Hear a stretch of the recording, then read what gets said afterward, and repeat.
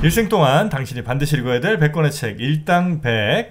저희가 2부에서는요 우리 역시 김경화 박사님과 함께 또 다른 재밌는 책 하나 소개를 해드리도록 하겠습니다. 이번에 소개해드릴 책은 1부에서 예고해드린 것처럼 21세기 데모론이라는 책입니다. 21세기 만화책 있지 않았어요? 20세기 소년? 아 20세기 소년.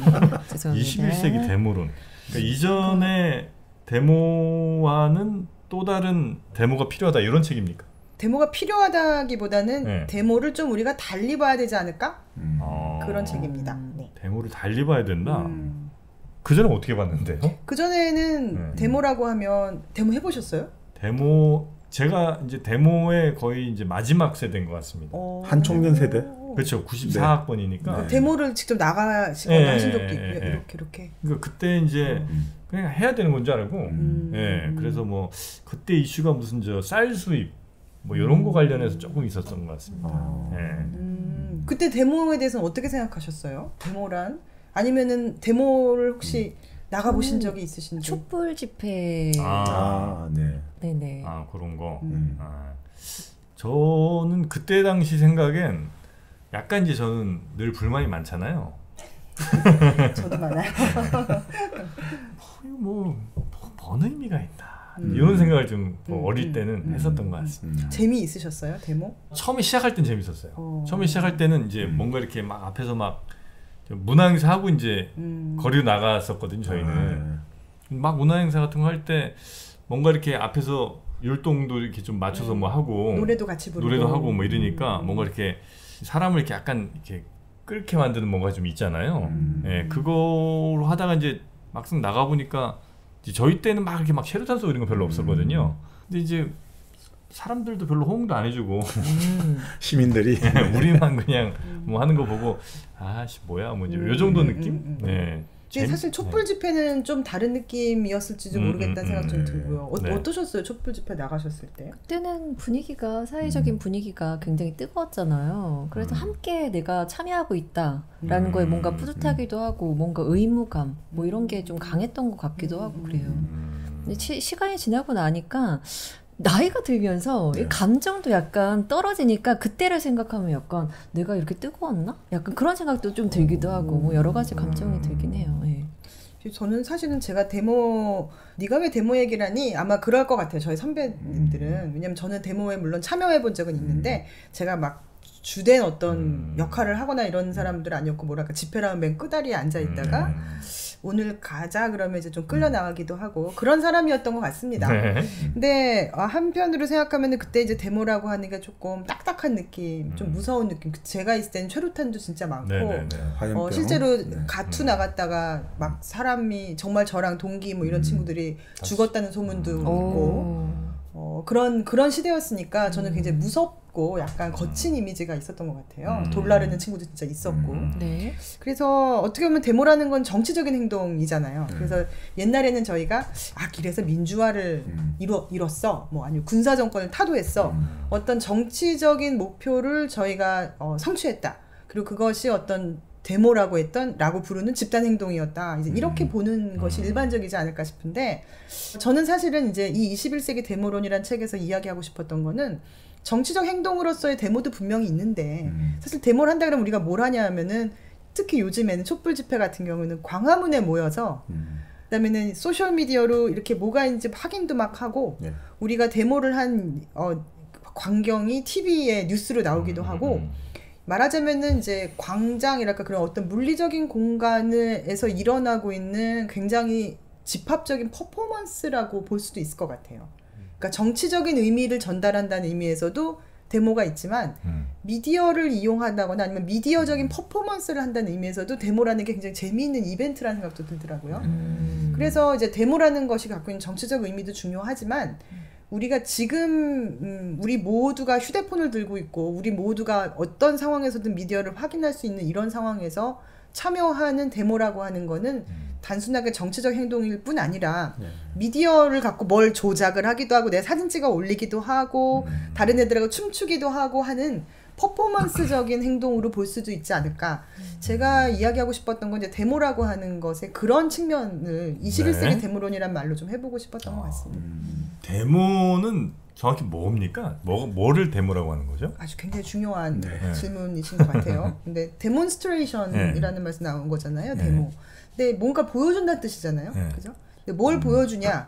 실제로는 우리가 일반적으로 얘기할 때 데모라고 하면은 정치적인 의미에서의 사람들이 모여서 정치적인 의미의 내 의견을 표명하는 자리, 표명하는 행동, 그런 집단 행동을 저희가 일반적으로 데모라고 부르죠. 네. 네.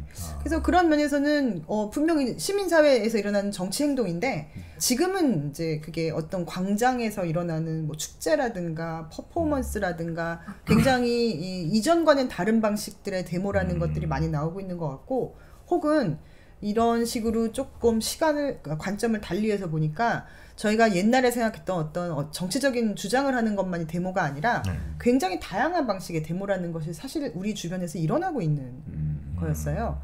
그래서 좀 그런 이야기를 이 책에서는 좀 하고 싶었던 것 같습니다. 예를 들어서 어디 팬클럽들이 야 우리 스타들 그렇게 혹사시키지 마라. 그 연예기획사 앞에서 막 한 500명 모여서 이렇게 해요. 네. 데모예요? 데모죠. 정치적인 게 아님에도? 저는 이제 21세기 데모론적인 의미에서는 그건 굉장히 중요한 데모죠.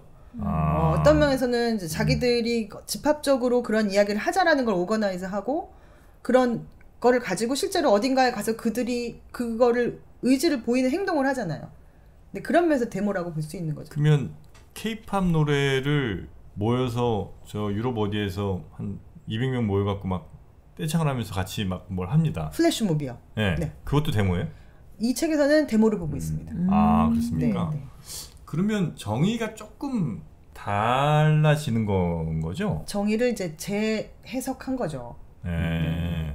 그래서 1인 이상의 뭐 사람들이 모여서 같은 목소리를 내는 것 정도로 이해하면 되겠습니까? 1인도 하잖아요. 아, 1인 1인 이상. 시위지. 1인 시위. 아, 그러네. 그러죠. 그리고 꼭 1인이 아니어도 하는 경우 있지 않나요? 뭐 그렇죠. 게시판에서 막 도배글을 올린다든가 뭐 이런 거는 사실 1인이라고 이야기할 수도 없는 거니까 그러니까 데모라고 하면은 굉장히 포괄적으로 이제 이야기를 할 수 있는데 네. 공공적으로 내 의견을 밝히는 어떤 방식이라고 이야기하면은 제가 이 책에서 이야기하고자 했던 데모라는 거에 가장 비슷한 방식이 아닐까. 200명이 모여서 아무도 없는 강원도라고는 좀 너무 강원도를 비하하셔서 충청도 할게. 충청도. 제가 충청이 아들이니까 충청도 어디 산골에서 아무도 안 들어. 미디어도 아무것도 없어.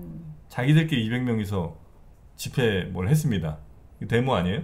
데모라고 할 수도 있겠죠. 근데 예를 들어 그거가 만약 누구한테 예를 들어 보여지는 게 보여주지 아니죠. 않았지만 그 상황을 우리가 소셜 미디어로 찍어서 올린다든가 안 올려. 집회가 그건 집회가 되겠죠. 집회, 시위, 집회 요건 데모는 아니 아니고. 그러면은 정프로님이 물을 거는 이렇게 물었어야 돼. 무인도에 갔어. 응. 그러니까 갖고 거기다가 팻말 들고 혼자 뭘 해. 근데 아무한테도 알려지지 않고 거기서 죽어.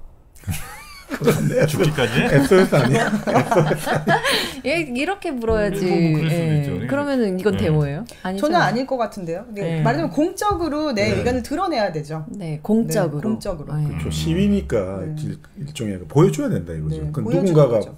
봐야 되니까 그게 없으면 데모가 되긴 힘들겠죠. 네. 근데 이제 우리가 보여주고 싶어하는 메시지가 정치만 있는 게 아니더라고요. 원래 K-팝 스타한테 혹사하지 마 이런 얘기도 하고 싶고 그리고 어떤 사람들은 이제 저는 이제 일본에서 공부를 했으니까 거기 방송사에 가서 자이니치 방송인은 출연시키지 마 이런 얘기도 하고 싶고 그래서 여러 가지 종류의 이런 그 공적인 의사 표명하는 방식들이 막 나오고 있는 거예요. 근데 90년대만 해도 사실은 저희는 이렇게 골방에서 야 오늘은 종로 갔다 을지로 갔다 어떻게 해가지고 나가서 막 구호를 외치는 거를 했는데 지금은 그 방식이 굉장히 다양해졌고 너무나 많은 다양한 메시지를 또 갖게 된 거예요. 정치적인 것뿐 아니라. 그래서 다른 한편으로는 이제 저희가 갖고 있던 하나 편견 중에 하나가 뭐 진보라든가 뭐 사회 운동 막 이런 방식의 데모를 생각했잖아요. 근데 네. 지금은 그렇습니까? 그렇지도 않죠.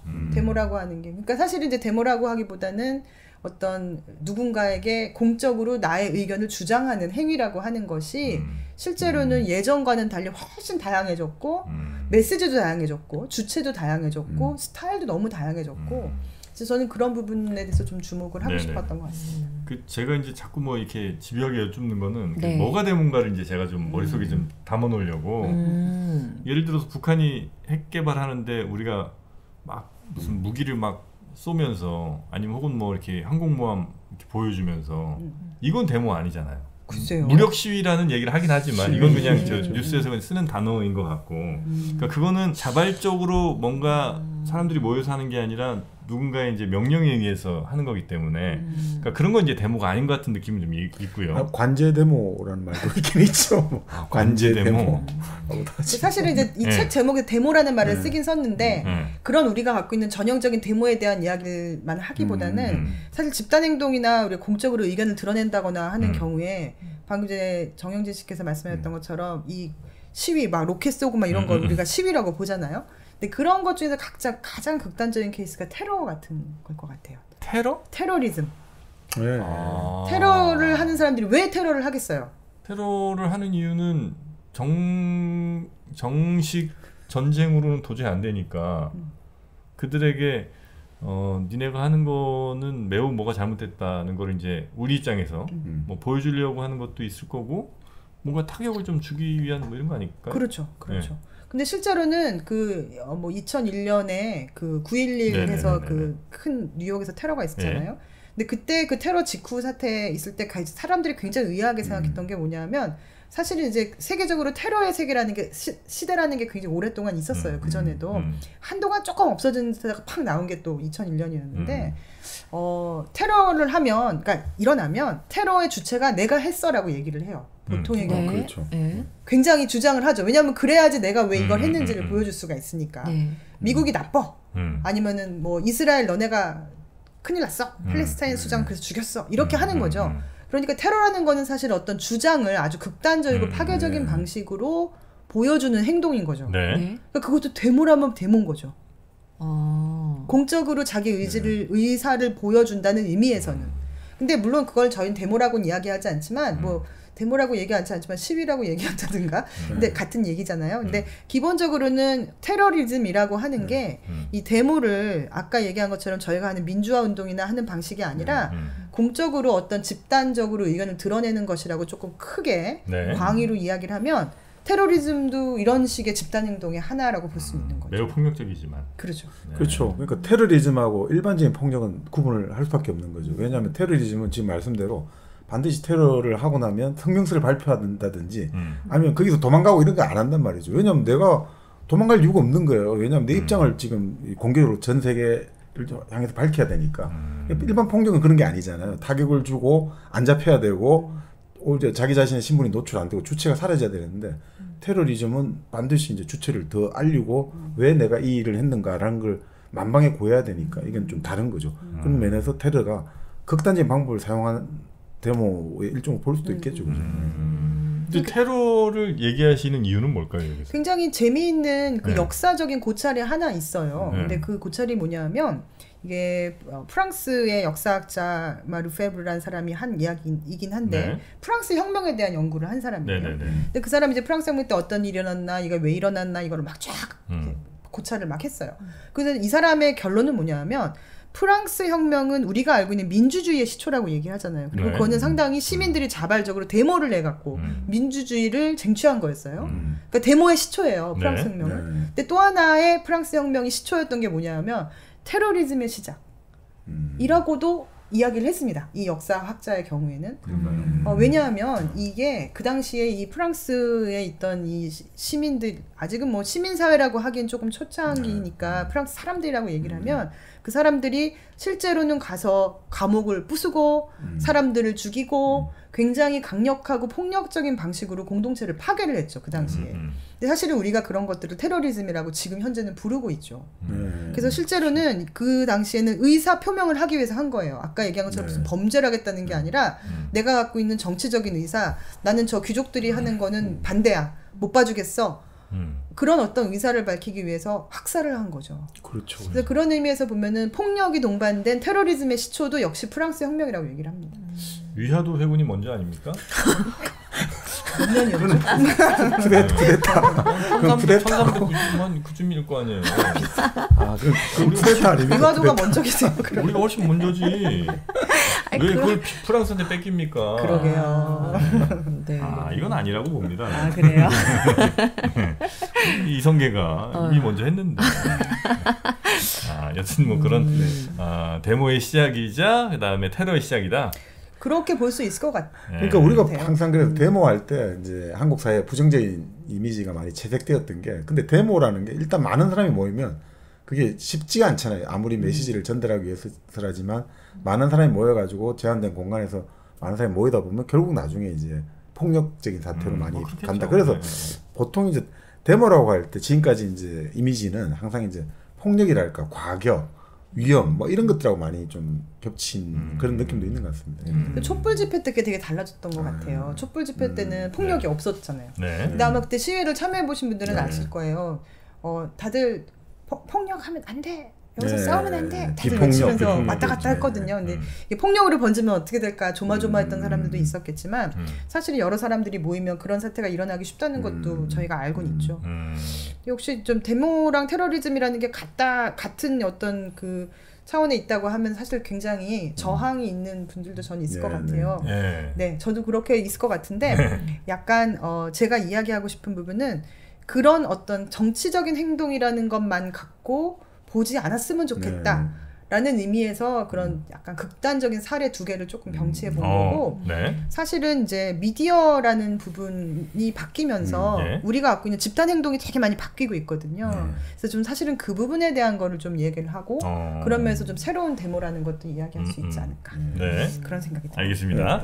자, 여튼 프랑스 혁명이 어떤 역사학자에 따르면 우리 데모의 시작이자 테러리즘의 시작이고, 이제 데모의 아주 폭력적인 형태로 나타난 게 결국은 이제 테러리즘으로 볼 수도 있는 그런 거라는 말씀 좀 주셨던 것 같고, 그러면 이제 21세기 데모론이잖아요. 그럼 21세기는 뭐 어떻게 달라지고 있나요? 네, 일단 저는 데모는 정치적인 행동이다라고 하는 우리 생각 있잖아요. 그거를 그냥 좀 내려놓고 생각을 해봤으면 좋겠어요. 우선 정치적이지 않은 것도 우리는 되게 많이 집단 행동을 해요. 집단 행동이 더 많아졌다고 보여져요. 그렇지 않아요? 지금은 내가 좋아하는 팬에 대한 것도 집단적으로 영향을 미치기도 하고, 재건축 조합 뭐 이런 데도 재건축 조합 그렇죠. 재건축 조합 같은 것도 그리고 실제로 그런 사람들이 예를 들어서 게시판에서 야 이런 글 좀 올려봐 뭐 막 선동이라고 얘기하면 막 제안도 하기도 하고, 사실은 집단 행동은 옛날보다 더 많이 하죠. 주제별로 굉장히 많은 주제별로 많은 집단 행동들이 존재하게 되었죠. 옛날에 비해서. 옛날에는 데모한다 그러면은 대학생들이 대체로 과방에 모여갖고 뭐 무슨 이렇게 뭐 글씨 쓰면서 뭐 야 이것이 우리가 오늘 해야 될 거야 뭐 집회 나가고 골방에서 했습니다. 사람들이 만나지 않으면 할 수가 없으니까 만나서 야 역사 공부 좀 해봐 이렇게 했잖아요. 근데 지금은 그렇게 안 하죠. 게시판에서 얘기를 하고 내가 게시판에서 선배한테 끌려갈 필요도 없이 내가 얘기하기도 하고 제안을 하기도 하고 참여해도 되고 참여하지 않아도 되고 같이 하는 사람이 같은 사람이 아니어도 돼요. 옛날에 노동운동 같은 거 얘기하면 노동자들이 했죠. 근데 지금은 어떨 것 같으세요? 환경 문제 이런 거는 뭐 환경 노동자도 하시겠지만 주부도 하고 어린이도 하고 아저씨도 하고 뭐 할머니도 하고 할아버지 다 해요. 그러니까 옛날에는 비슷한 정체성을 가진 사람들이 모여서 데모를 했거든요. 근데 요즘에는 되게 다양한 정체성을 가진 사람들이 이 꽁꽁 묶인 연대도 아니죠. 우리가 나는 K-팝에 대해서는 나는 BTS를 미는데 건축조합에서는 이거야. 아니야 나는 사실 임영웅이야. 이럴 수 있는 거예요. 그래서 어떤 거에서는 굉장히 보수적인 의견을 내더라도 어떤 것은 굉장히 진보적일 수도 있는 거고 개인 속에도 여러 가지 사안이 존재할 수 있고 여러 가지 집단 행동에 참여할 수가 있죠. 근데 그게 사실은 인터넷에서 이제 많이 일어나는 일이고 저는 인터넷에 관심이 많은 사람이니까 조금 집단 행동이라는 게 다르게 보이는 거죠. 그럼 그 인터넷이라는 이제 어떻게 보면 미디어라고 치면 그 미디어가 지금 데모의 양태라고 할까? 데모의 성격 자체도 완전히 이제 바꾸고 있다. 이렇게 이제 이해하는. 미디어가 바뀌고 있다고 얘기를 하면은 약간 기술 결정론적인 느낌이 들긴 하는데요. 근데 하지만 분명한 거는 많이 바뀌고 있는 건 사실인 것 같아요. 근데 미디어 때문에 바뀌었다라고까지는 저는 얘기를 못 하겠습니다만 여러 가지 면에서 사회도 많이 바뀌고 있잖아요. 옛날에 비해서 우리가 분노할 건도 많아졌다고 생각할 수도 있고 아니면은 K-팝이 나한테 미치는 영향이 커질 수도 있고, 그러니까 그런 게 미디어 때문이라고 딱 얘기하기는 을지도 있는데 다만 이제 미디어 환경이 변하면서 집단 행동이라는 것이 옛날보다 훨씬 더 우리가 쉽게 참여할 수 있고 빠질 수 있는 그런 양상이 된 거는 좀 사실이 아닐까. 네. 근데 그게 과거보다 훨씬 더 약해진 건 아닙니까? 예를 들면 지금은 아이고 그러진 않나? 이게 예전에는 뭔가 이 사람들이 어쨌든 모여서 뭔가를 이제 보여줬잖아요. 그러면 당장 보는 사람들도 확 눈에 이제 들어오고 뭐 이런 게 있었을 텐데 지금은 뭐 댓글로 그냥 한 100만 명 무슨 서명하더라도 이제 뭐 그냥 큰 의미 없는 100만 명인 거. 예전에 예를 들어 100만 명이면 정말 여의도 그 광장 꽉 채운다 난리 났잖아요. 그렇죠. 근데 그런 어떤 위력감 같은 거를 못 느끼게 되는 100만 명, 그러니까 크게 이렇게 뭐 의미 없어 보이는 그런 이제 사람 수만 많은 것 같은 그런 느낌은 혹시 아닙니까?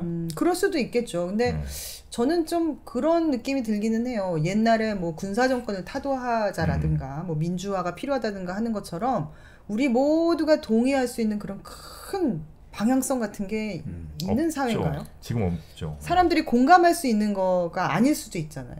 옛날만큼 100만 명이 공감할 수 있는 이슈가 사실 그렇게 많지는 않을 것 같아요. 그대 구호가 없다 그죠? 예전에는 뭐 예를 들어 87년 6월 같은 경우는 뭐 딱 그거였잖아요. 뭐 독재 타도 네. 직선 정치 네, 딱 그거니까 그렇게 하면 간단하잖아요. 그러니까 그런 거대 구호가 있었는데 지금은 그렇게 모아낼 수 있는 거대 구호 자체 그런 사회 성격이 너무 복잡해졌으니까 그렇게는 힘들어질 것 같아요. 아니면 굉장히 추상적인 주제가 있죠. 예를 들어 자본주의와 뭐 자유주의, 신자유주의가 안 좋다 뭐 이런 식의. 근데 그런 건 사실은 사람들이 움직일 수는 있지만 그것이 정확한 우리가 그 목표를 쟁취하는 행동으로 되기가 좀 어려운 부분이 있죠. 그래서 그 예가 가장 우리 기억에 잘 남아 있는 게 월스트리트를 점령하라 데모였어요. 근데 월스트리트를 점령하라, 오큐파이 월스트리트라는 그 데모가 2011년 정도부터 시작이 됐는데 그때가 딱 2010년 이게 참 우연인 것 같기도 한데 소셜 미디어가 저희한테 크게 좀 존재감이 커질 때쯤이에요. 그리고 그때쯤에 어떤 일이 있었냐면은 아랍의 봄이라고 해서 거기서도 막 소셜 미디어로 막 혁명이 생긴다고 그랬고 그러고 나서 진짜로 소셜 미디어나 인터넷에서 어레인지 돼갖고 세계 곳곳에서 막 생겼던 게 어큐파이 월스트리트였어요. 근데 어큐파이 월스트리트는 이제 뉴욕이고 어큐파이 하면은 세계 곳곳의 그렇죠. 도시에서 사람들이 막 했단 말이죠. 근데 그 월스트리트 데모의 가장 큰 문제는 메시지가 정확치가 않아요. 뭘 원하는 건지 모르는 거예요. 단지 글로벌리즘은 싫어. 너희가 돈 많이 이러는 거에 대한 이런 것이 나는 반대야. 그러니까 썩어 빠진 금융자본들 몰아내자 이런 정도 아니었을까 싶긴 한데. 그렇긴 합니다. 근데 그렇긴 했는데 단 그때 이제 뉴욕에서 월스트리트에 있었을 때 모두들 모여서 있던 데가 이제 공원이었어요. 스코티 파크라고 하는 데였는데 그 공원에서 사람들이 모여서 뭘 했냐면은 썩어 빠진 금융자본 물러가라를 한 게 아니라 밥 해먹고 놀았어요. 애플 PC를 이렇게 키고 이렇게 쓰기도 하고 그다음에 나는 5스타 그 레스토랑에서 해고당했거든. 내가 밥 해줄게. 그러고 밥을 해주고 그다음에 매일매일 회의를 했어요. 그 회의를 하면서 너는 오늘 어땠니? 나는 오늘 하루가 보람찼는데 우리가 이렇게 해야 되지 않을까? 사실은 우리 90년대 한국에서 민주화 운동 같은 걸 경험한 사람들이 볼 때는 얘들은 그냥 군기가 팍 빠진 그런 운동도 아니라고 할 수 있는 그런 걸 한 거죠. 근데 축제로 볼 수도 있겠네요. 축제같이 했죠. 그래서 실제로는 이제 아랍의 봄 같은 경우는 이집트에서도 이집트의 큰 광장을 둘러싸고 사람들이 축제같이 그때도 어큐파이는 아니지만 운동을 했는데 실제로는 그 광장에서 데모 와중에 결혼식을 올린 사람들도 있었어요. 얼마나 축제. 네. 그리고 이제 이 아랍의 어큐파이 운동을 할 때 사람들이 분장을 하고 나오고 가면을 쓰고 나오고 예쁜 옷을 입고 나오기도 하고 아니면은 섹시한 옷을 입고 나오기도 하고 강아지를 끌고 나오기도 하고. 그 어떻게 보면 우리 예전에 하멜른의 피리 부는 사나이에서 중세에도 일종의 뭐라고 할까 이 데모하고는 좀 어떻게 보면 데모라고 볼 수도 있는데 행진을 그렇게 많이 했다는 거예요. 중세 유럽 도시에서. 그러니까 아이들 뭐 이런 사람들이 쭉 내서가지고 그냥 걸어간다는 거예요. 축제 그러니까 한 달에 한 번씩 축제 있고 그렇게 이제 쭉 행진하면서 이렇게 해가지고 뭐 그 하멜른 피리 부는 사나이 어떤 전설이 된 바탕이 이제 그런 식의 뭔가 아이들이나 사람들이 대규모로 그렇게 움직이는 것들이 그렇게 계속 이제 깔려 있었다고 본다는 거죠. 그럼 바로 지금 말씀대로 그런 식으로 뭐 여러 가지 축제에서 형성되는 것들이 유럽에서는 계속해서 한 몇백 년간 이어져 왔다. 이렇게 돼 있더라고요. 그렇겠죠. 네. 사육제 축제 같은 것도 있고. 그러니까 이 책은 그런 달라진 21세기의 데모를 알려주시는 책인 겁니까, 그러면? 그런 데모가 달라졌다는 거를 알려주는 책이죠. 저는 이제 이걸 제가 혼자 쓴 책이 아니라 일본에 계시는 이토 마사키 씨라고 하는 되게 네. 좋은 동료와 함께 쓴 책이에요. 그래서 그분이 이제 일본의 사례 아니면 소셜 미디어 상에서 일어나는 여러 가지 운동에 대해서 쓰셨고, 저는 이제 촛불 집회라든가 아니면 혹시 기억하시는지 모르겠어요. 옛날에 안녕들 하십니까? 라는 대자보를 게시한 2013년인가? 3년? MB 정부 때였던 걸로 기억하는데 2012년? 그때 이제 어떤 정치적 메시지도 메시지인데 제가 되게 재밌다고 봤던 거는 그렇게 하니까 사람들이 다 자필로 뭘 써서 그거를 사진으로 찍어서 페북에 올리는 그런 식의 시위가 있었어요. 그러니까 말은 밈이죠, 밈. 밈 같은 방식이 그 당시에 집단 행동, 저희가 얘기하는 데모, 광의의 데모라는 면에서 굉장히 적극적으로 사용되었던 예라고 저는 생각하거든요. 그래서 그런 어떤 여러 가지의 그런 집단 행동의 사례에 대해서 좀 소개를 했습니다. 이걸 우리가 주목해야 되는 이유가 있나요? 이 변화에 대해서? 아니면 21세기형 데모에 대해서 우리가 좀 알아야 될 필요성은 어디에 좀 있다고 봐야 될까요? 물 좀 더 드실래요? 물 좀 마시고 하겠습니다. 이게 데모 아닙니까? 약간 지금 답변을 좀 네, 맞아요. 질문이 불편하다는 걸 보여주려고. 네. 좋네요. 그것도 불편하진 않았는데요. 네. 사실은 저는 그러니까 제가 뭐 이런 제안을 한다든가 데모를 해야 되는가라는 의미라기보다는 집단 행동이라는 것이 어떻게 변화하고 있는가를 우리가 조금 알면 좋겠다는 생각을 했어요. 집단 행동이 어떻게 변화하고 있는가? 우리가 실제로 어떤 방식으로 집단 행동에 인볼브하고 있는가? 내가 모르는 상황에서 하고 있을지도 모르고, 또는 이제 그런 식으로 본다는 게 집단 행동을 하고 말고뿐 아니라 우리 사회가 복잡해지고 있는 상황과도 좀 연결이 좀 되는 것 같아요. 그래서 실제로 이 안에서는 데모에 되게 여러 가지 유형들이 좀 나옵니다. 뭐 예를 들어서 우리나라에서 했던 그런 밈 데모 같은 것도 있고, 그게 아니라 이제 영국 같은 데서는 우리한테 도로를 돌려줘 이러는 데모를 했어요. 그러니까 도로는 누구의 것인가? 자동차의 것인가? 인간의 것인가? 그래서 그 도로를 그냥 점령을 한 거예요. 내 도시 공간이라는 게 왜 이렇게 보행자한테 불편하게 돼 있는가? 라는 이야기를 하기도 하고, 아니면 그냥 레이브 파티를, 도로를 점령하고 거기서 레이브 파티를 하는 거예요. 근데 그런 방식의 되게 독특한 굉장히 다양한 주제를 갖고 있는 데모들이 있고, 실제로는 저희가 지금도 그런 걸 많이 보고 있다고 저는 생각을 하니까 우리 사회를 이해하는 데 저는 굉장히 중요한 하나의 관점이 되지 않겠는가. 그걸 통해 가지고 결국 좀 우리가 민주주의 사회라고 할 때 그 대의민주주의가 가지는 좀 한계라고 해야 될까? 이걸 보완하는 차원에서 이런 집단 행동, 이 데모를 21세기 데모를 좀 우리가 좀 관정적으로 더 좀 바라봐야 된다. 뭐 이런 취지로 이해하면 되겠습니까? 그렇죠, 그렇죠. 근데 실제로는 이제 사회 운동이라는 게 소셜 무브먼트라고 하잖아요. 근데 이 소셜 무브먼트, 그러니까 소셜 무브먼트 소사이어티라고 하면은 우리말로 하면 사회 운동 사회가 돼서 약간 좀 어감이 좀 이상하긴 합니다. 그런데 실제로 우리 사회들이가 이런 방식으로 더 진행되고 있다라는 고찰이 나왔어요. 근데 저는 사실 그거에 좀 동의를 많이 했고요. 말하자면은 아까 말씀드린 것처럼 내가 똑같이 노동자야. 내가 어떤 거대한 이슈가 있고 우리가 명확하게 이거를 성취하고 싶은 목표가 있어. 이럴 때만 집단 행동을 하는 게 아니라 굉장히 다양한 주체가 느슨하게 연대를 해서 우리가 원하는 거를 가지고 가면 좋고, 또 아닐 때는 사실 그냥 빠이빠이 하기도 하고, 또 하나는 그거에 모여서 우리가 만나서 뭔가 행동을 하는 것 자체가 좀 의미가 있는 거예요. 거기서 파티를 하고 결혼식을 하고. 그러면 그게 예를 들어가지고 어떤 분이 이제 예전에 한번 그렇게 이야기를 하시더라고요. 그 김우창 교수님으로 기억나는데 무슨 말씀이냐면, 이제 촛불 집회랄까 그렇게 이제 광장에 수많은 사람이 한국에 나오고 이런 것들을 어떻게 보면 우리 한국 사회가 그동안 산업화 근대화로 인해 가지고 사실 거의 공동체가 다 해체돼 버렸다는 거예요. 다 단절돼 버렸고, 그러니까 사람은 기본적으로 하나의 어떤 마을에 살고 도시에 살든 시골에 살든 마을에 살면 그 마을하고 지역적으로 연결되어 가지고 살아갈 때 자기 어떤 삶의 안정성이랄까 이런 게 느껴지는데 지금 우리 다 사라졌단 말이죠. 제가 기억나는 게, 제가 이제 그 고향에 살 때, 부산에 살았을 때 1978년까지는 동네 사람들 있잖아요. 그 매년 차 2대 관광버스 불러가지고 그 교회 가가지고 같이 놀았단 말이죠. 호텔에다가 국 끓이고 밥 해먹고 어른들 술 드시고 싸움도 하고 그렇게 아이들은 또 아이들들 놀고 거기 있다가 79년부터 어느 순간 사라져 버렸어요. 왜 갑자기 79년? 그건 모르겠어요. 하여튼 79년부터는 간 기억이 없어요. 그리고 그 다음에 할머니들 할아버지들이 그런 그 있잖아요. 뭐 3월 2월 3월 되면 뭡니까 일종 할머니들 그 꽹가리 치고 이렇게 해가지고 동네 돌아다니면서 뭐 이게 지신 밟아주게 한다니까 그런 것들은 제 한 초등학교 한 5, 6학년까지 존재하다 그것도 사라져가고 그러니까 이런 것들이 완전 사라지면서 사람들이 오히려 그 지금 말하는 촛불 집회랄까 이런 데서 뭔가 연결되는 느낌 있잖아요. 큰 어떤 뭔가와 연결되고 어떻게 보면 작은 어떤 데모라고 할까 이런 것도 그런 지금 공동체와의 어떤 단절, 해체를 느끼니까 더 오히려 그런 게 되지 않나.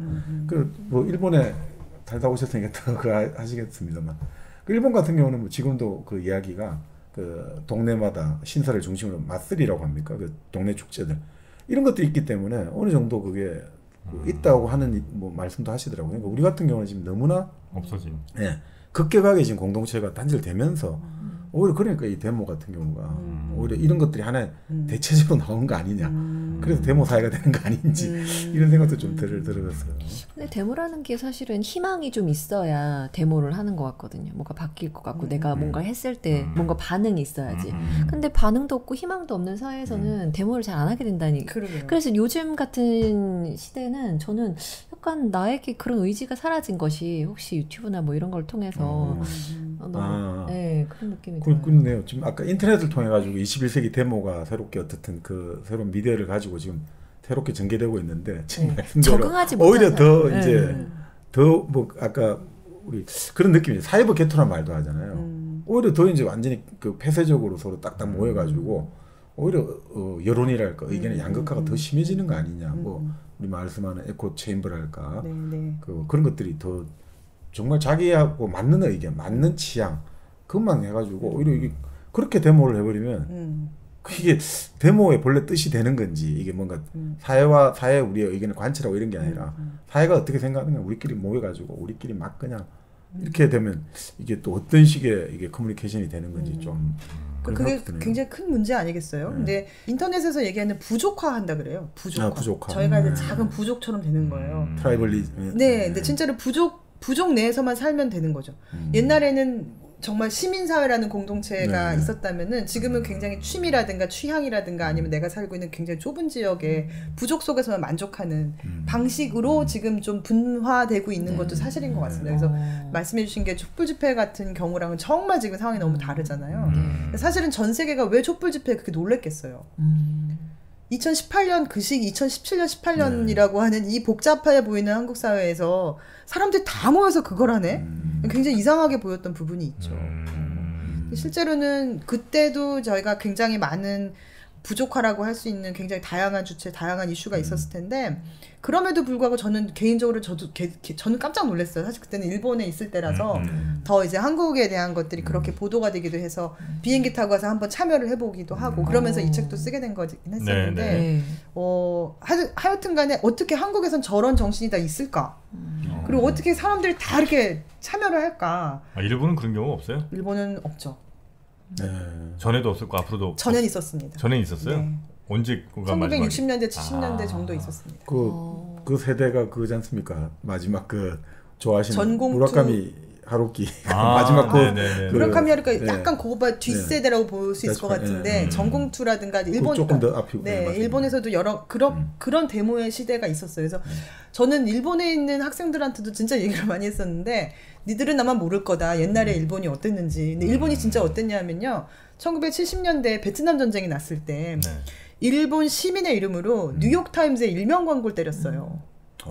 일본 시민들이 모여서 그때 배평련이라고 해서 베트남 평화를 원하는 시민들의 연맹이 있었는데 그 연대에서 돈을 모아서 뉴욕타임즈 일명 광고로 더 이상 베트남에 피를 흘리지 마라. 이거를 정말로 일명 광고를 일본 시민들 이름으로 냈다니까요. 근데 지금 저희는 상상하기가 어려운 일본 사회의 모습이죠. 네. 그렇지 않습니까? 그 원인은 뭐예요? 왜 사라졌을까요? 네. 여러 가지 요인이 있는데 그 당시에 교육도 많이 바뀌었고 그다음에 그 당시에 학생운동이라고나 시민운동 쪽이 많이 부패했다. 우리나라에도 비슷한 일이 있었지만 그래서 사람들이 그리고 특히 그쪽에서 막 폭력을 사용한 굉장히 작은 분파들의 안 좋은 행동들이 많이 보였고 그러다 보니까 이게 컬트 비슷하게 됐다. 학생운동이. 그러면서 좀 등을 돌리게 되었고 그리고 그 시기가 이제 일본이 엄청나게 경제 성장을 해요.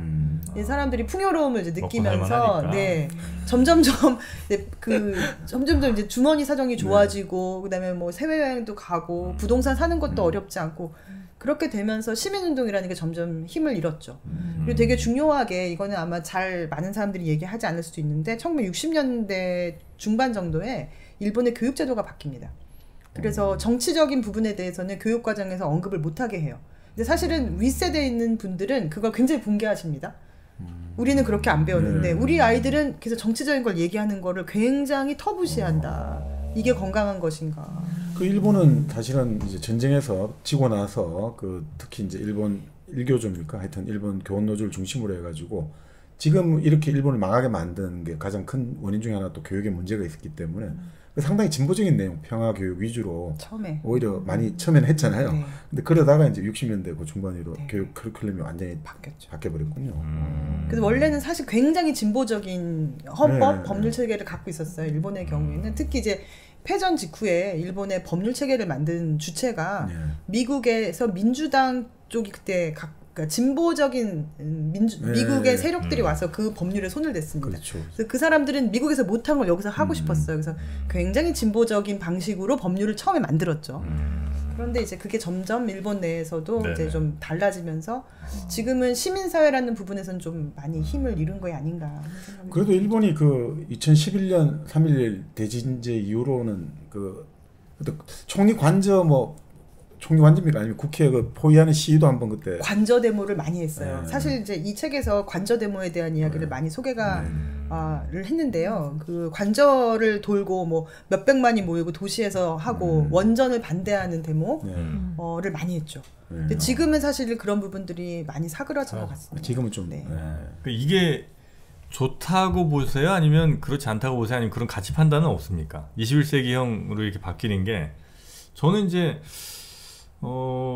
꽤 안 좋은 측면이 좀 많은 것 같거든요. 그러니까 내가 원하는 내 목소리, 내가 바라는 그 분야가 아니더라도 사람들이 막 그렇게 내 눈앞에서 막 뭐 시위를 한다거나 이럴 때는 내 관심 분야가 아닌 거에도 이제 관심을 갖게 되고 이러면서 다른 사람들의 뭐 관심사는 뭔가에도 이제 다시 한번 또 관심을 갖게 되는 측면에서는 그 전에 게 더 좋은 것 같은 느낌이 좀 있는데 이렇게 바뀌는 거는 여기에 대해서는 가치 판단을 하세요? 아니면 뭐 그냥 그렇게 바뀌는 것일 뿐이라고 이제 보고 계신 겁니까? 얘기 들으니까는 그런 것 같으네요. 그렇습니까? 그거 좀 추가해 주십시오. 그럴까요? 근데 사실은 이 책에서 얘기하고 싶었던 게 이제 문화적인 부분의 정체성이라는 게 사실 되게 많이 나오더라고요. 요즘에는 말하자면은 그 일본에서도 원전 반대 데모를 할 때 락 그룹 음악을 굉장히 크게 튼다든가 아니면은 이제 채소나 생선의 모습을 쓴 인형을 이렇게 큰 인형을 뒤집어 쓰고 한다든가 말하자면 어떤 의미에서는 그 정치적인 정체성보다는 문화적인 정체성이랄까 나는 레이브 파티 좋아해 아니면 나는 어떤 음악을 좋아해 라든가 이런 방식의 어프로치가 상당히 그 당시에는 잘 먹혔다고 생각을 해요. 특히 촛불 집회도 그랬잖아요. 사실 촛불 집회는 그냥 가면은 콘서트장이었잖아요. 정말 유명한 가수들이 나와서 막 노래를 부르는데 막 불끈불끈 막 마음에 막 가슴속에서 뭔가 욱하고 올라오고 사실 어떤 면에서는 굉장히 문화적 경험이 저는 크게 작용했던 이벤트라는 생각이 좀 들기는 해요. 근데 사실 지금 말씀대로 이제 좀 직접적으로 우리가 오프라인에서 보고 이런 것들이 더 이제 환기를 하고 이런 측면도 있습니다만 근데 그 사람들이 많이 모이고 이러면 아무래도 이게 그 뭐라고 할까요? 대중이 많이 모이면 하향화 경향을 띠잖아요. 속성이. 개개인은 아주 다 뛰어난데 집단으로 있으면 또 이게 구호랄까 여러 가지 행동들이 좀 저속해지잖아요. 그 예를 들어 예전에 그 처음 이제 그 촛불 집회를 할 때 그 사회자가 여성을 비하하고 이제 그 당시 여성 대통령이고 그리고 또 그리고 그걸 또 정신 장애를 가진 사람의 병자에 비유하고 이래가 조롱하고 이래가지고 사과도 하고 사라졌습니다. 이게 그런 효과가 있단 말이죠. 근데 오히려 지금의 그 인터넷이랄까 여러 가지 SNS를 활용한 데모는 오히려 축제처럼 아주 친근하게 가니까 이런 정치화 경향이 가지는 좀 저속화 경향이랄까 이걸 좀 방지해주고 아까 말씀드린 좀 더 친근하게 가는 또 역할도 있는 것 같다는 생각이 들거든요. 네. 그럴 수도 있겠네요. 근데 어쨌든 이런 데모는 결국 뭔가를 쟁취해야, 이것도 고정관념인지 모르겠습니다만 뭔가를 그래도 쟁취를 해야 될 거 아니에요. 그런데 그 정도의 어떤 절박함이나 이런 것들이 많이 사라지는 상황에서 그냥 축제처럼 그냥 문화 행사처럼 그냥 즐기는 무엇이 되면 그거를 데모라고 할 수 있는 건가 생각이 살짝 들기도 합니다. 그럴 수도 있을 것 같습니다. 근데 저도 그렇게 말씀하시는 문제의식에는 굉장히 공감을 하고요. 근데 다만 저는 그런 생각이 들더라고요. 개인의 문제가 없는 어떤 큰 메시지라는 거가 어떨 때는 그 개인과 굉장히 괴리된다는 느낌을 주고, 사실은 예전에 그 데모의 시대에서 어떤 개인들은 저는 그걸 또 많이 느꼈을 거라는 생각도 들어요. 저는 사회운동의 힘은 믿습니다. 네. 데모의 힘을 믿는다기보다는 사람들이 같은 이슈를 가진 사람들이 연대를 하고 무언가 도모를 하고 공적으로 의견을 내고 그걸 바꿔나가려고 적극적으로 노력하는 건 저는 굉장히 바람직하다고 생각하는데 어떻게 하면 그걸 할 수 있을까라는 의미에서는 공허한 구호보다는 저는 어떤 문화적인 색채나 아니면 개개인이 갖고 있는 이슈랑 좀 이렇게 잘 밀착되어 있는 방식의 운동들이 저희한테는 더 필요한 게 아닐까 이런 얘기를 하고 싶었는데 사실은 이런 얘기가 정영진 씨께서 말씀하시는 것처럼 제 스스로한테 조금 공허하게 느껴지기도 해요. 요즘 같은 세상은 너무 이 뭐랄까 글로벌한 시스템이 저희한테 미치는 영향이 크잖아요. 이 책에 그렇게 나와 있지 않습니까? 그 직접 쓰셨습니다만. 쓰긴 썼습니다. 예, 아니 그러니까 우리가 이제 아랍의 봄 같은 경우도 그 이제 SNS랄까 그런 걸 가지고 데모를 아주 잘 활용을 했는데, 근데 그 물론 좀 약간 음모론을 많이 하는 일본의 저널리스트이긴 합니다만 직접 이제 책에 쓰셨으니까 그 다나카 사카이 같은 사람을 인용해가지고. 근데 당시에 그 아랍의 봄 같은 경우도 실제로는 미국의 일종의 자본이 이익이 깔려 있다는 거예요. 아니 그러면 미국의 그 당시 이라크 정권도 다 친미 정권인데 왜 미국이 자기 발등을 찢는 짓을 하냐? 그게 아니라 오히려 그 미국의 이제 새로운 IT 그 빅테크들이 오히려 이 아랍 쪽에서 그런 자기들의 이제 새로운 어떤 플랫폼이랄까 이 새로운 도구들을 가지고 충분히 이 사람들에게 도움을 줘가지고 향후에 그 아랍 지역에서 첨단 문화 산업 이권을 확보하기 위해서 했다 뭐 이런 이야기도 하는데 그게 이제 그때 이제 바로 우리 김 박사님께서도 말씀하셨듯이 좋고 나쁘고 이게 진실성을 떠나가지고 항상 그런 위험성을 같이 안고 있는 거잖아요. 이런 우리가 정말 이런 인터넷을 통해 가지고 새로운 데모의 수단이랄까 새로운 어떤 정치적인 뭐가 나오는 것 같지만 그걸 또 만드는 거는 항상 또 다른 여러 가지 깔려 있다. 그건 참 상당히 인상적으로 다가오는 것 같습니다. 그 예전에 좀 큰 이슈를 이야기할 때 예를 들면 그 구호의 공허함, 어떤 개인과의 괴리 뭐 이런 거 이제 지적을 좀 해주셨잖아요. 뭐 상당히 좀 그럴 것 같긴 해요. 그랬던 것 같기도 하고 내 문제도 아닌데 그냥 사람들 내 문제도 아닌 것 같은데 자꾸 그냥 나가는 이런 건 있는데 막 사람들이 물리적인 공간에서 모여서 뭔가를 막 이거 할 때는 순간적일지 모르나 어떤 끈끈한 연대감 같은 걸 순간적으로 느끼잖아요. 느끼죠. 네. 처음 봤는데도 그게 인간으로서 굉장히 필요한 어떤 뭐 조건인 것 같기도 한데 이런 그 온라인에서의 뭐 이런 좀 느슨한 연대 같은 경우는 개인의 정체성이 거기에 드러나는 것이 아니기 때문에 공허한 연대감이랄까? 연대감이 없는 느낌? 이렇게 되면 그거는 이게 진짜 데모의 긍정적인 효과로서는 매우 떨어지는 무엇 아닌가는 의심도 살짝 들기도 합니다.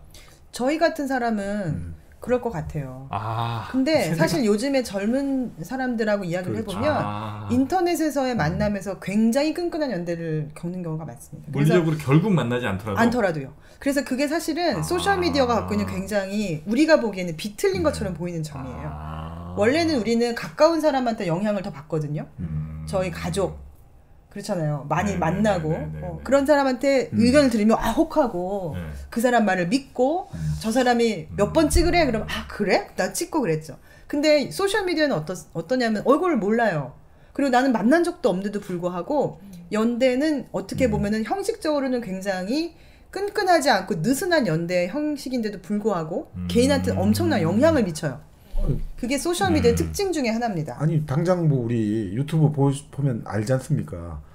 주변 사람한테는 뭐 말해도 너 잘한다고 책 한 권 사주고 뭐 후원 안 해주지만 유튜브에 나오는데 갑자기 막 뭐죠 돈 막 보내고 슈퍼챗 보내고 무슨 그 정치하는 우파든 좌파든 막 자기 돈 뭐 몇십만 원 보내고 이러지 않습니까? 그게 정말 어떻게 보면 아니 주변에 직접 만나는 데는 끈끈한 걸 안 느끼는데 오히려 전혀 관계없는 인터넷상에서 완전 내 돈을 줄 만큼 그렇게 느끼신단 말이죠. 왜 안 주냐는 얘기입니다, 여러분. 우리한테는. 아니, 그게 아니고. 우리 일당백엔 왜 그런 슈퍼챗이 없냐는 얘기예요. 연대가 못 느끼십니까? 아니 그리고 또 저희들 같은 경우도 그렇게 이제 그 예전에 그 저희들이 공개 방송 한번 했을 때 어떻게 보면 오시지 말라고 일부러 일요일 오후 2시에 아주 좀 그죠? 좀 이렇게 잡았는데도 엄청나게 오시잖아요. 사실 일요일 오후 2시 그렇게 전국 곳곳에서 오시기 쉽지 않은데 또 그분 자체 보면 이 인터넷에서 느끼는 연대감이 물론 이런 건 있습니다. 예전에 그 프랑스에서 6.8 운동을 하고 유럽의 그 당시 학생 운동이 붐을 이뤘을 때 그때 경험한 분들 이제 책을 보면 이런 이야기 나오거든요. 왜 그때 시위하러 광장에 나가고 거리에 나갔냐? 그 냉정히 말하면 이게 정치적인 뭐 당연히 뭐 효과를 얻겠다 목적 이런 것도 있었습니다만. 기본적으로 그 도덕적인 의무감. 근데 그게 도덕적인 의무감이 그 광장과 거리에 나가면 도덕적 흥분감으로 바뀌더라는 거예요. 그게 무슨 말이냐면 2시간 이상의 오르가즘이 보장된다는 거예요. 이 거리와 광장에서 모르는 사람과 하면서 이 집단적인 뭔가 내가 하나로 녹아드는 그래서 2시간 정도의 오르가즘을 느끼는데 이게 얼마나 재밌냐고. 그래서 자기들 나갔다 이런 이야기하는 거죠. 2시간 느끼긴 쉽지 않죠. 데모를 좀 하셔야 될 것 같아요. 2시간 느끼기 쉽지 않은데. 그러니까 느꼈다는 거예요. 그러니까. 여기서 이제 하나 저는 더 예전에는 미디어라는 게 미디어를 연구를 많이 하시니까 미디어라는 게 그 데모의 어떤 사람들을 묶어주는 도구로서 사용됐다면 이제는 미디어가 도구가 아니고 미디어가 주인공이고 사람들이 도구 되는 거 아닌가. 이런 또 의미심장한 질문 하나 던져봅니다. 굉장히 인사이트가 있으신 것 같아요. 그런 것 같습니다.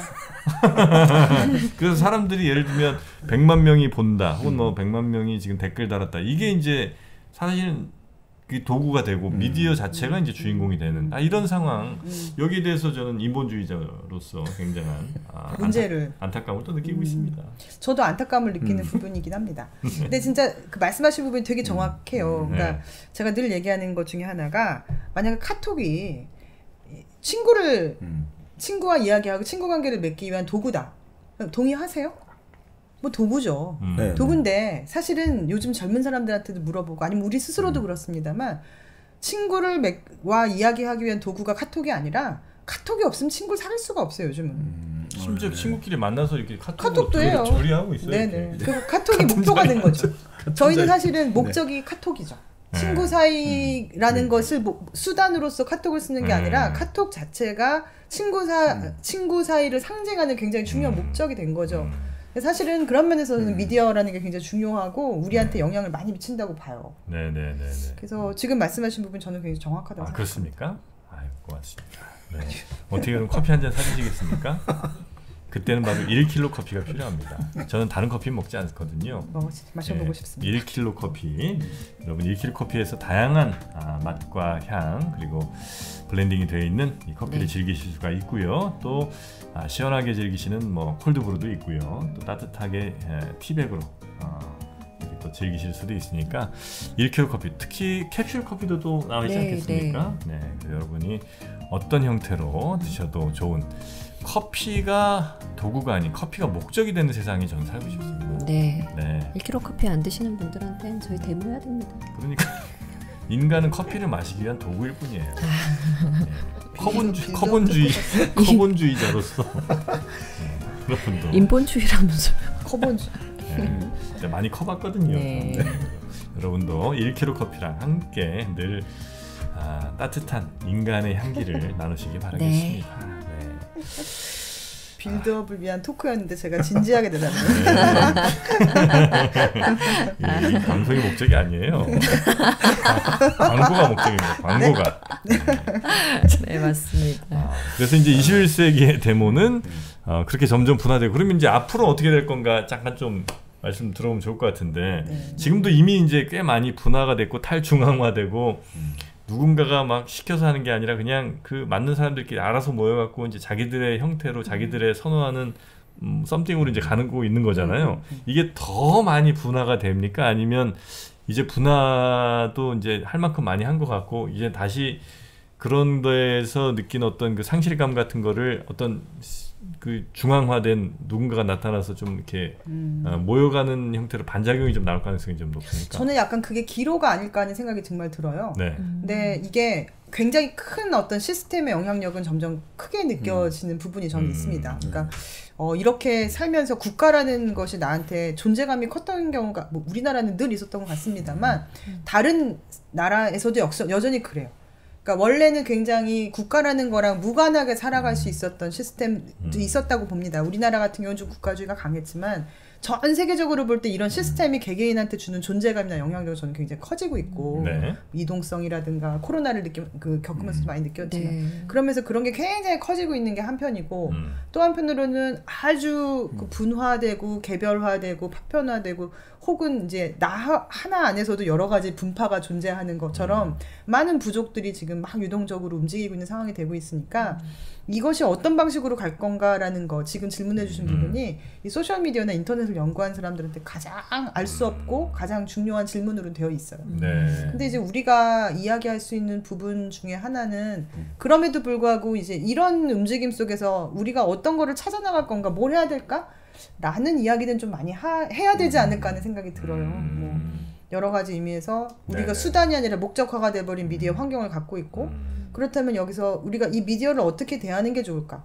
뭐 이거를 잘 알면 되는 걸까? 아니면 이걸 활용하면 되는 걸까? 그런 것들에 대한 것들도 지금 저희는 아직 네네. 많이 모르잖아요. 네. 공감되는 부분도 지금 말씀하시는 걸 들으면서 느낀 게 그래서 인문학을 많이 배워야 된다는 게 점점 미디어는 너무 세분해지고 사람들의 말은 많고 심지어 AI가 등장하니까 저는 솔직히 AI가 나중에 모든 걸 다 결정해 줄 수도 있다고 생각이 들거든요. 근데 이런 사회일수록 우리가 인문학을 많이 공부하면 확실히 그죠?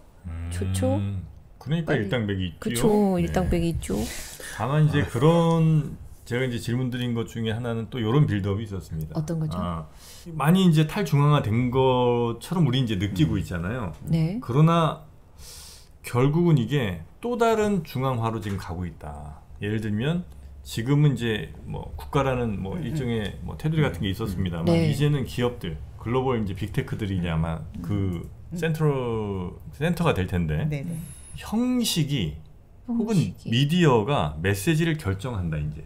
즉 뭐 카톡 같은 경우는 이제 어떤 뭐 텍스트 메시지가 될 거고요. 그다음에 뭐 틱톡 같은 경우는 1분짜리 아주 짧은 영상, 혹은 트위터는 뭐 40자 내외 그 텍스트 위주의, 혹은 뭐 인스타 같은 경우는 사진 위주의 뭐 이런 것들이 이제 쭉 있잖아요. 네. 대표되는 유튜브는 이제 뭐 동영상 이런 그들이 원하는 어떤 미디어 형태, 미디어 이것이 우리의 메시지를 결정하고 있다는 거예요. 이건 무시무시한 얘기입니다. 그래서 우리가 우리의 생각으로 메시지를 결정하고 있다. 우리의 뜻을 누군가에게 보여주고 있다고 착각하고 있지만 결국은 그들이 짜놓은 그림판에서 말처럼 그냥 움직이고 있을 뿐이다. 지금 받아 적으시는데요. 네, 그 다음 책에 꼭 쓰세요. 네. 근데 저도 다음 책에 쓰고 싶은데 사실 이런 이야기들을 그 미리 하신 분들이 많으셔서 미디어는 메시지다, 그렇죠. 미디어는 마사지다, 미디어는 문화다 이런 얘기가 벌써 수십 년 전에 다 나왔는데 근데 굉장히 비슷한 말씀을 해주셨어요. 저를 폄훼해서 얻는 게 뭐 있다고 지금. 없죠. 전 너무 좋아요. 근데 너무 하십니다. 제가 갖고 있는 친근감이 올라가는 것 같습니다. 근데 저는 이 말씀 굉장히 중요하다고 생각해요. 정말 예를 들어서 제가 옛날에도 학생들한테 많이 얘기했던 건데 사랑의 고백을 어떻게 받으면 좋겠어. 만나서 받는 거랑 예를 들어서 카톡으로 받는 거, 전화, 편지 뭐가 좋겠어? 영상 편지? 요즘에 영상 편지도 있겠죠? 그래요? 어떠세요? 너무 싫을 것 같아 영상 편지 받으면. 싫으시죠? 어떠실 것 같으세요? 저는 나름 카톡도 괜찮으세요? 썸남한테 예를 들어 썸남이 원래 그렇게 썸남이랑 썸 탈 때 카톡으로 주고받고 그 다음에 만나서 또 하고. 그걸 카톡으로 고백해. 괜찮아? 카톡으로 우리 사귈래? 요거. 괜찮은 것 같은데요? 괜찮아? 어떠세요? 아니 그래도 만나는 게 좋겠죠. 아 만나는 게 좋으세요? 네.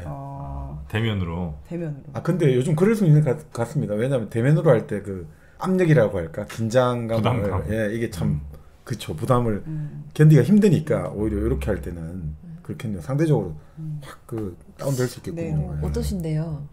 카톡이 편하죠. 여러 사람한테 동시에 보낼 수도 있고. 예, 하다가 안 되면 하나만 그리면 되네요. 독특한 활용법이 있네요, 진짜. 네. 근데 네. 진짜로 이게 같은 좋아해 사겨 하는 말이라고 해도 전화로 하는 게 좋은데 몇 년 전만 해도요 카톡으로 하는 걸 싫어하는 애들이 참 많았어요. 한 7, 8년 전만 해도. 네. 근데 요즘엔 점점점 카톡이 좋아.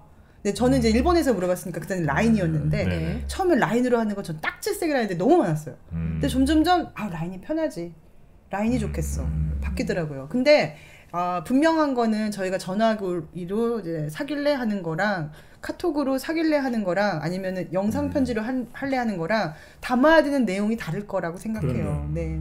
카톡이 좀 더 쿨한 미디어 아닙니까? 그렇겠죠. 상상을 더 네. 많이. 그러니까 뭐 조금 다르게 하지 않겠어요? 그 전 말이 뭐였는가가 중요하지 않을까요? 이제 그런 것들을 따진다고 했을 땐 저희가 이 미디어에 대해서 저희 메시지가 다르게 전달된다는 건 이미 다 알고 있다고 생각하거든요. 사실 그런 게 이제 미디어는 메시지다라고 하는 굉장히 유명한 명제가 있는데 네. 그걸 다시 한번 발견해 주셔서 저는 되게 좋다고 생각하고요. 다양하게 그렇게 개발시키면 이 사람의 커뮤니케이션 능력은 더 늘어나겠습니다. 그죠? 우리가 언어를 통해서 직접 대면으로 커뮤니케이션을 하고 또 이제 이 카톡이랄까 여러 가지 방식의 미디어를 계속 활용할수록 사실 커뮤니케이션 능력 자체는 그러면서 서로 또 복합적으로 작용해가지고 또 더 개발될 수 있지 않겠나 이런 생각도 들어요. 딱 요것만 좋고 요것만 나쁘다 이거보다는. 근데 이제 카톡이 약간 좀 발달은 되는 것 같아요. 그러니까 뭐 어떤 발달이냐면 예전에는 이제 카톡이란 문자화된 메시지가 네.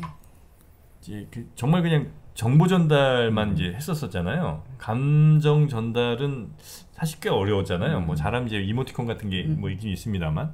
근데 이제 점점 이 세대가 이렇게 지나오면서 나 진짜 너 좋아가 한 문장 안에 쓰거나 아니면 한 문장인데 앞에 한 줄을 띄고 쓰거나 혹은 나 한 번 쓰고 너 엔터 한 번 쓰고 진짜 엔터 한 번 쓰고 이렇게 해서 4번 5번에 나눠서 보내거나 이거에 따라서 보내는 사람의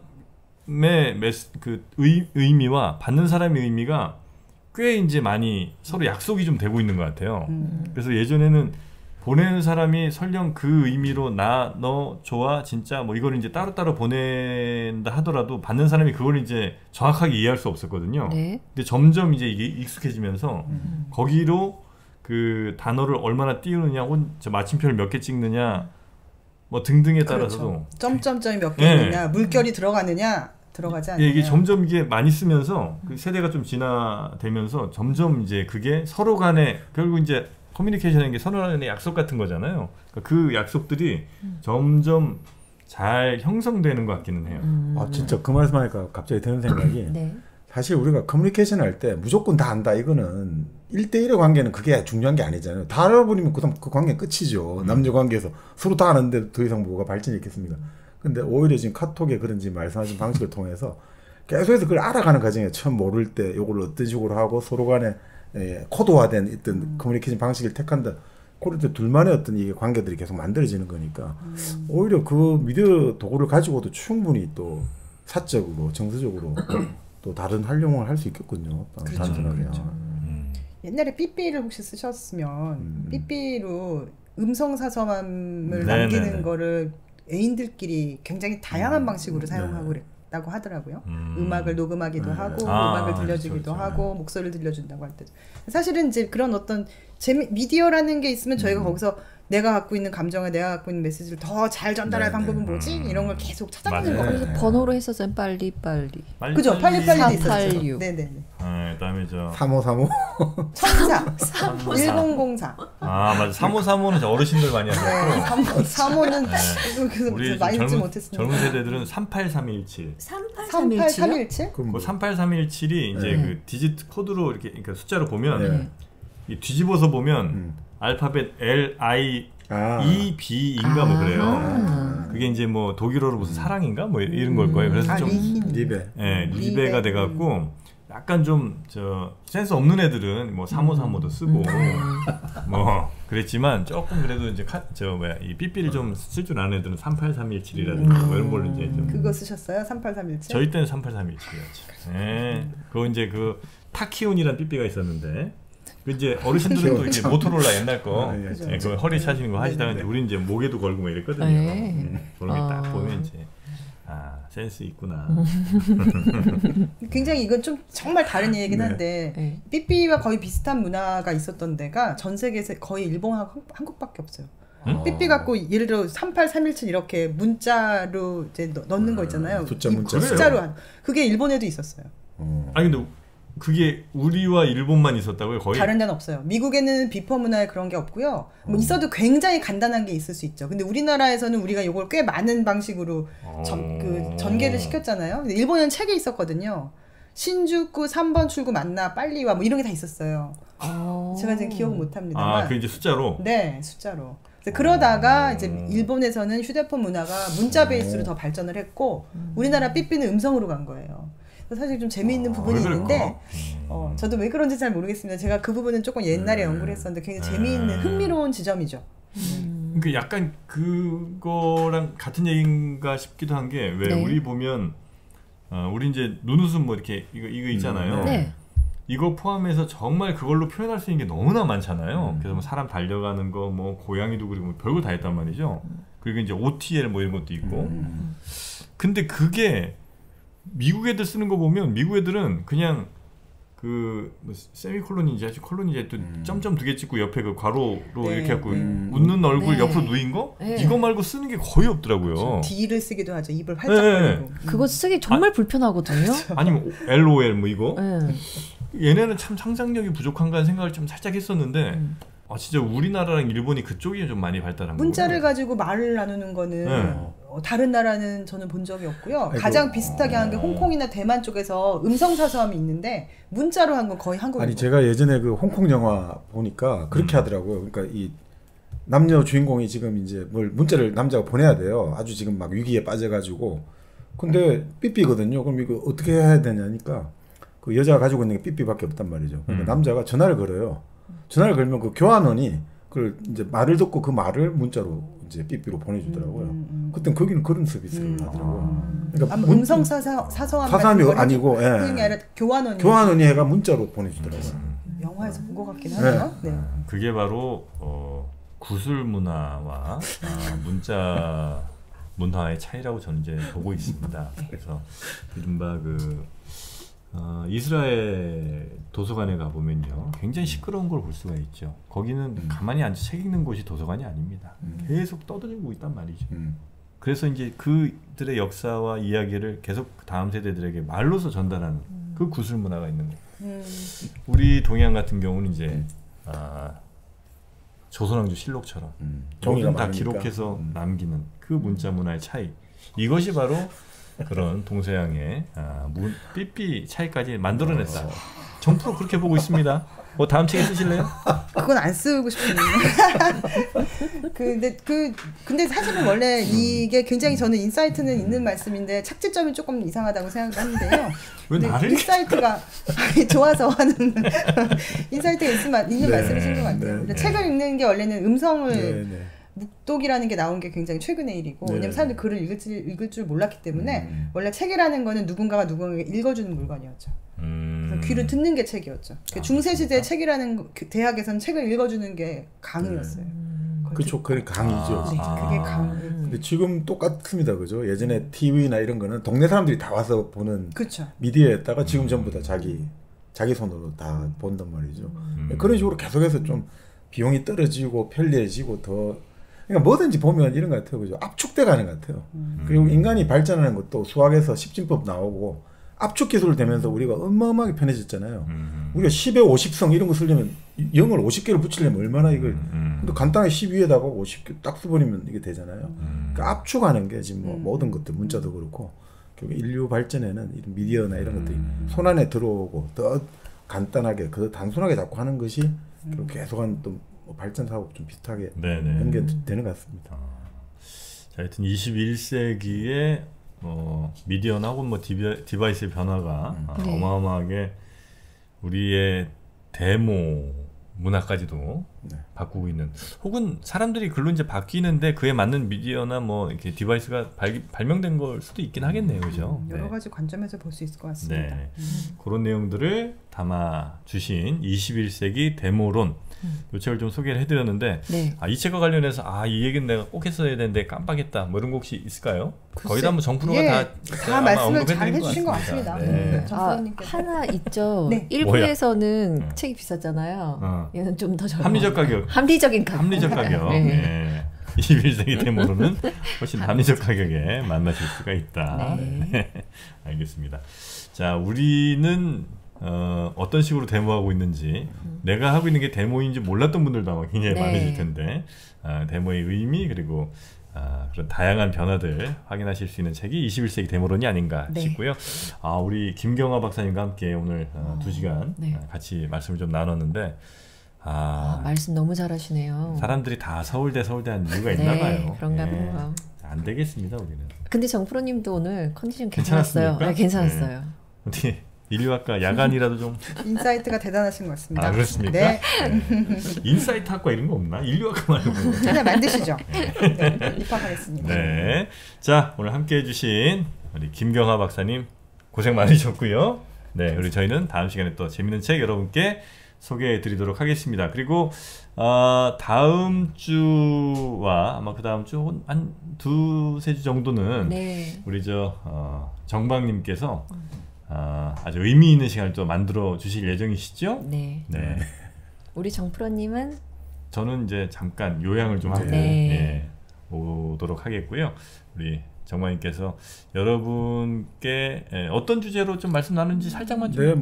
일종의 문명사 특강 이런 형식으로 그 인류 문명의 역사 한번 개괄적으로 우리가 살펴보는 그런 시간 한번 가져보겠습니다. 문명사 특강. 문명 특급과는 굉장히 거리가 있죠. 환상 특급. 제가 제재하는 거 있잖아요. 제재. 그런 것도 있어요. 유튜브 채널이에요. 문명사 특강.